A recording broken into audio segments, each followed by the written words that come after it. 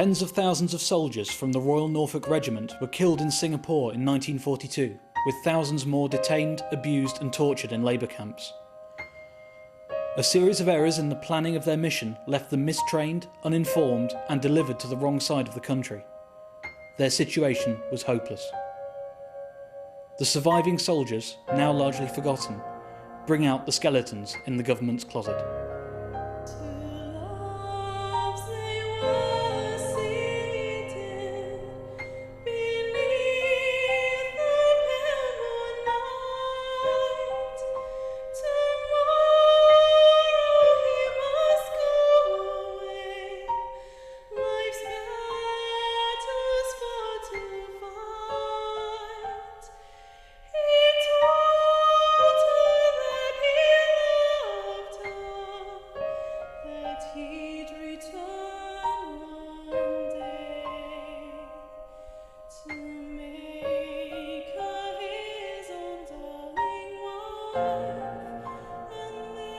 We had to go up to Scotland and go across the Atlantic to Canada. That's where we went, unbeknown to the enemy.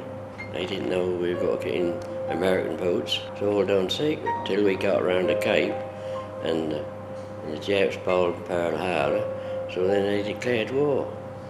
We were going to India to be kitted out to go to North Africa, actually. We landed at Singapore on January the 13th, and about the 15th, we were up country and supposed to be going to fight, you see, but when we got up there, we took over from some Australian lot, I don't know who they were, and, well, I mean, without anything happening at all, we were suddenly jerked back and had to go up the other side. Well, we were all confused, really, as to what we were really doing, if you know what I mean. With confusion all around them, their flawed orders instructed them to land on the wrong side of the island and to fight until the last man was standing. January the 13th we arrived. We went up Malaya the next day.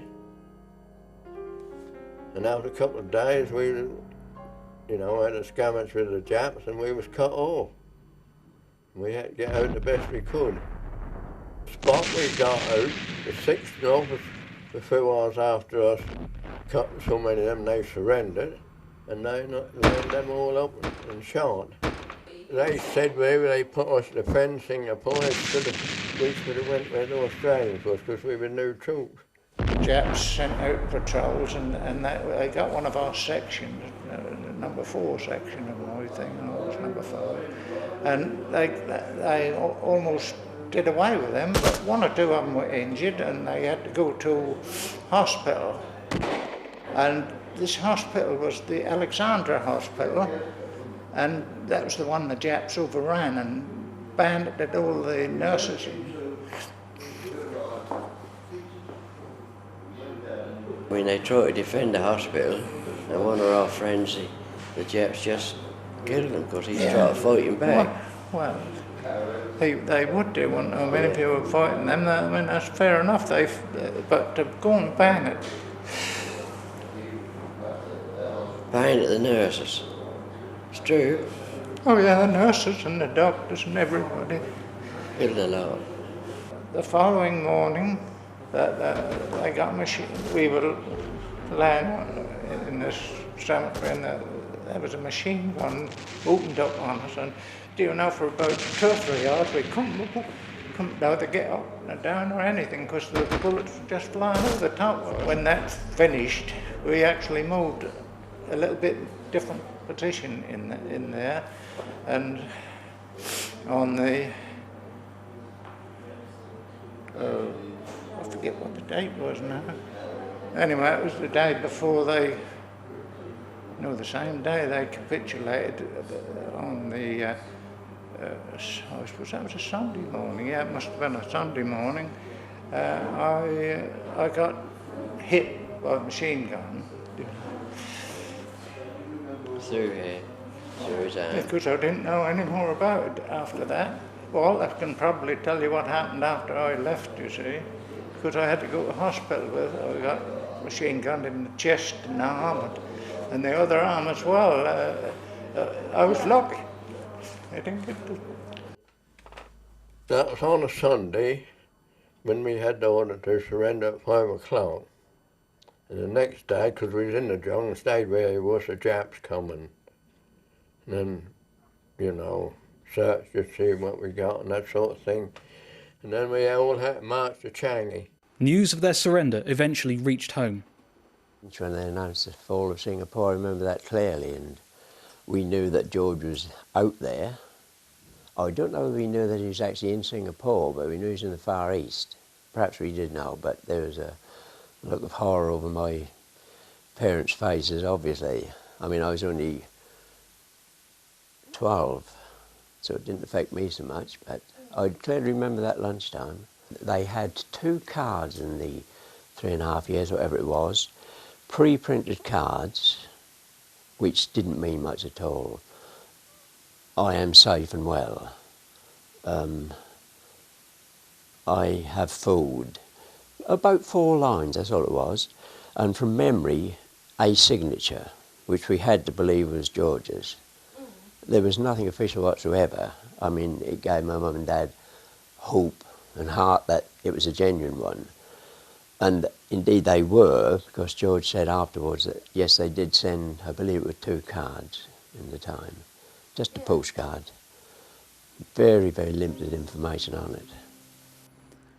With little combat experience, General Percival only surrendered after catastrophic losses to the forces under his command. That was 14 miles from Changi and back. See, when I went down on the working part, we used to walk down there. Yeah, I used to go work on the docks and various jobs. We was on different working parties, you see. And I got that in a book there. I was corporal in charge of one tent. She would go on different jobs. Some jobs were worse than others. There was on all sorts of jobs we was on. You know, you can't sort of explain it now. I know when we was on the docks, the Jap was out of the way, used to run across and get on the old boat what was sunk, and see if there's anything and get off it. Used to pinch the Vaseline, I call it, oil, and bring home from cooking or anything like that, because them days weren't too bad, the fuss going off, because afterwards they search you. If you took anything in, you got beaten up. I had got off the docks that tin milk, Canadian tin milk. I got so many tin and there was a scare on. So I drank 4 and got the rest away. And I felt a bit sick afterwards. But that's the truth, that is. Yeah. George was not a fella to come out with too much, as indeed probably a lot of them were. I think they had at the back of their mind that they wanted to stay there. If George had a few pints, then 1 or 2 things would come out. But George would not then talk really about the hard side of it.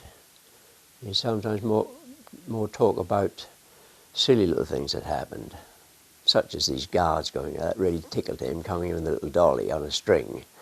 And he stressed another thing which I found very, very upsetting at the time. They were paraded once past Raffles, and they were made to eyes right, and when they looked, there were a row of spikes on these railings, and each spike had a head on of a decapitated prisoner or a Singaporean, and the sign was, "Watch it, that could be you." And he quoted that many times. That must have left a very deep impression on him. They stabbed the Yank to death at bayonet point. Digger they left to dangle all the day, until he went. The Dutchman, joint by joint in obscene butchery, saw hacked away his living arms and legs. They watched him die, delighted when the final moment came, then flung him to the carrion waiting by, disgruntled there was nothing else to maim. Our lads, of course, were filthy Kichubu, who had surrendered, worthless, foreign scum, stuff to write off. You should be glad that you honoured them with your consolatium. making their life a full and total hell. Their deaths a strange, inverted parallel. I thought when we was first captured, they went through our things, but I thought they treated us better than the ones that come afterward. Yeah. I mean, in some camps, if you didn't salute, they beat you up or almost cut your head off, you might say. That's a bit in the news as well. I've got a bit of paper there, so you know I'm telling the story.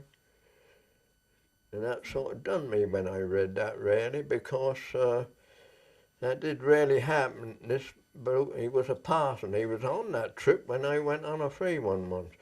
And he said when they went up country, they dumped him in the jungle. There's nowhere to go. He looked somewhere to get on his tree to sleep. The cooks couldn't get the fire to go because they didn't have to build a camp, you see, build a hut. And he said everyone was down hard, but all of a sudden they started singing, which they would do when they cheered him up. I was all done when I read that. Often thought about this, indeed, I've talked to a lot of people. However, they could have survived the privations of that. They had never been short of food here, they had been loved and cosseted, and suddenly, with no warning, they were taken over by a barbaric race. George often mentioned the Koreans in particular, massive fellas, guards, and he said they used to beat hell out of people.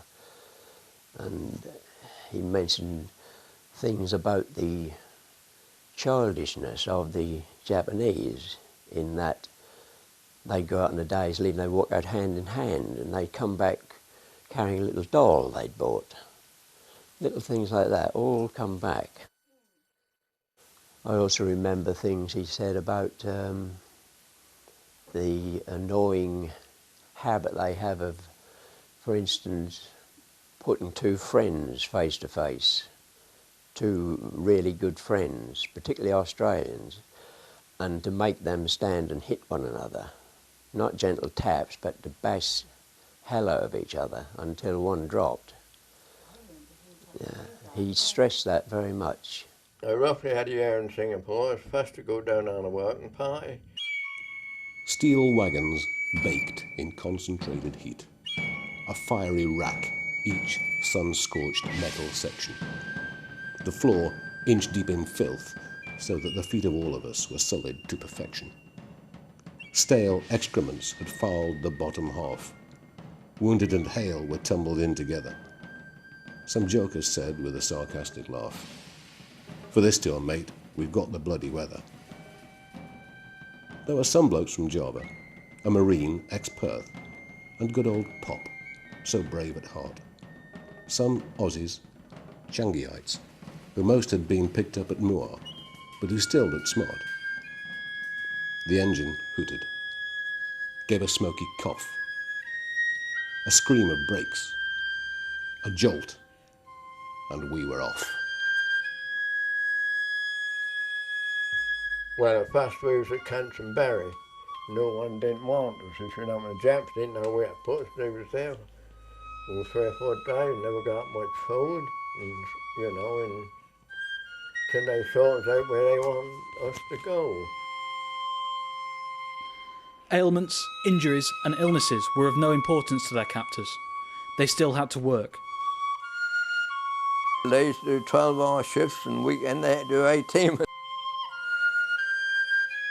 I also remember back to that officer, he said, "These aren't wogs, you know." He said, "This Jap beat him up because they didn't get up and go out to work. You see, and they had no boots, and of course you got all sores in between your toes."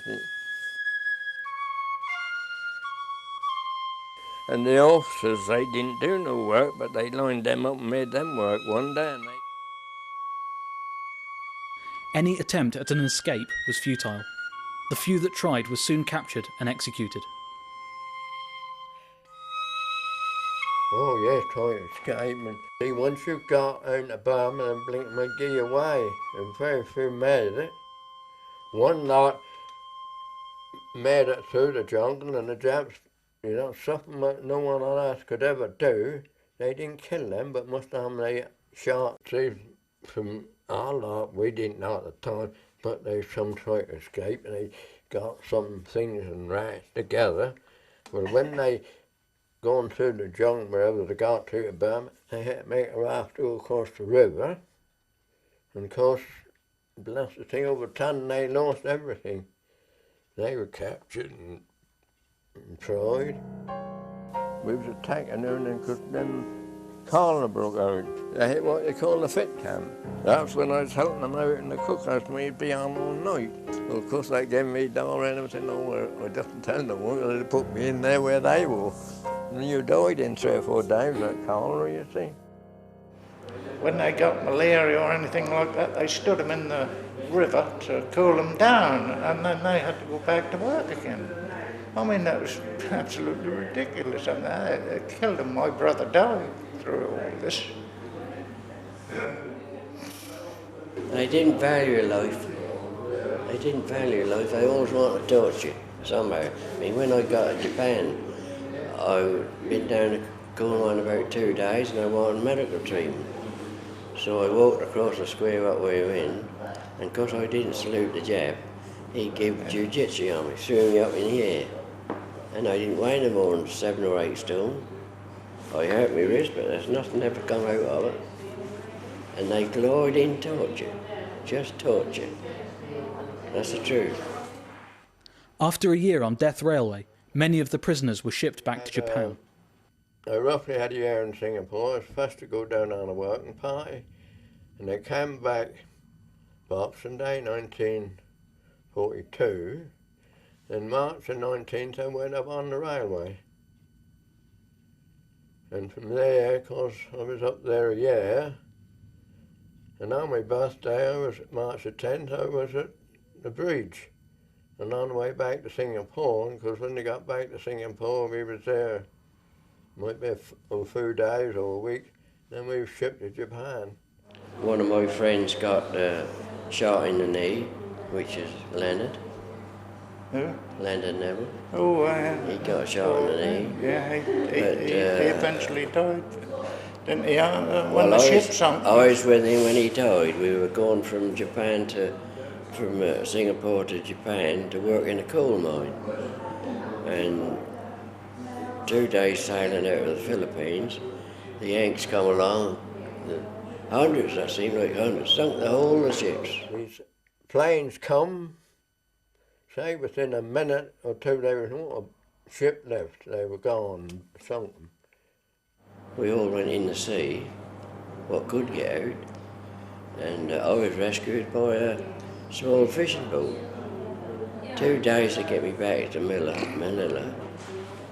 And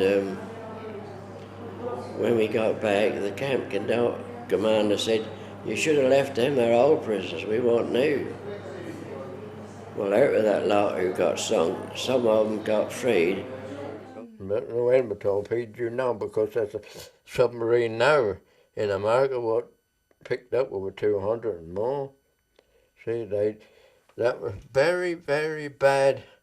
What I was telling you, they knew that convoy left Singapore, and yet they bloody torpedoed, and there's all them POW. Anyway, they come back and see them in the water, and they was got a machine gun, and they thought it was Japs, and because our boys, they picked them up, and they phoned up, or got another submarine to come, but they couldn't stop to them, they got over 200 and more.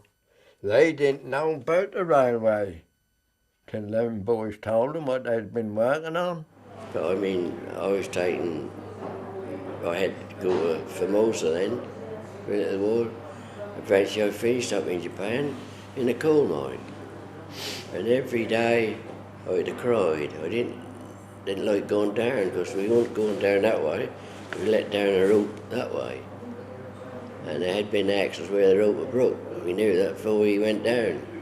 So you all thought you were going to get, go down the bottom, you wouldn't survive. Well, in the coal mine itself, there's no safety measures.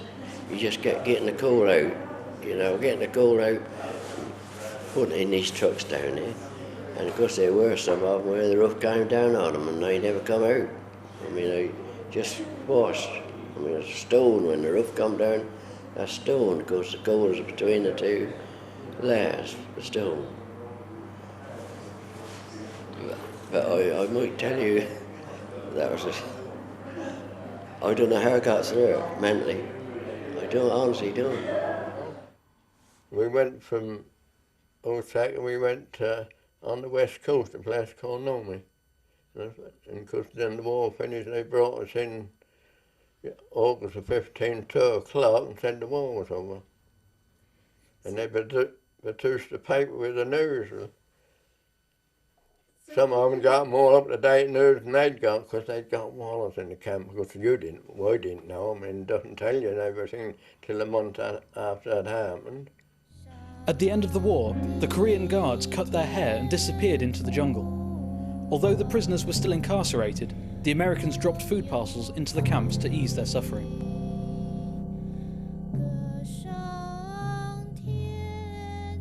They were still having to go to the Japs in the hills there. No went back in the camp, because next time we sing, but we had to stop singing because they had a fortnight mourning for the Jap dead. You see, they still in charge, weren't they? Huge skulls and eyes and arms and legs like sticks. Bodies still marked by every jungle saw. Slow-moving minds that find it hard to fix on what it might be like in Singapore. Old, long before their time, and battered too. Naked, soul-weary, poisoned by the thought they might go back to what they had just lived through. The foul, degrading labour that had brought each close to hell. Their worldly goods were but a knife, a mug, some rags, a much-read book, treasures to be concealed within the hut. As the train started south, each gave a look, and found his eyes wet as he turned his head. To think of all those ever staying dead. Oh, that do remind you a lot, you know. It's terrible. I don't know what we went through with, honestly. No one knows, only us.